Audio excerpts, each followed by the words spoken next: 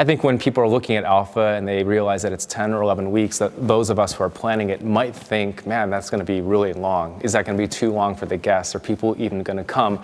Are the volunteers going to want to stick around for that long?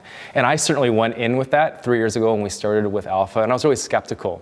Would this feel like it was just dragging on?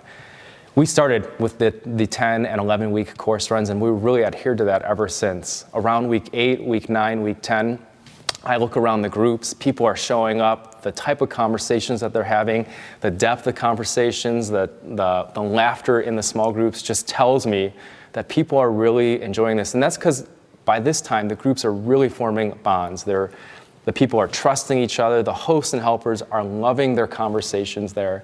And then in our surveys, when we ask, what would you suggest we do differently about Alpha in the future, I am surprised to read over and over, make it longer.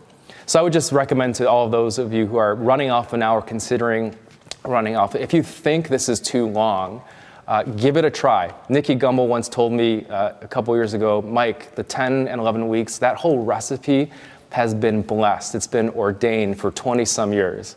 And he encouraged me to give it a run, and I did, and I'm so glad we've done that. Now, occasionally we've had to do a 9-week run or an 8-week run just because of the way the calendar falls, because of a holiday. And can it work like that? Yeah, it has worked, but I'll tell you, when we've done the shorter ones, the guests, the hosts, the helpers have all somewhat in a fun way complained that this was too short and that they wish they had a couple more weeks.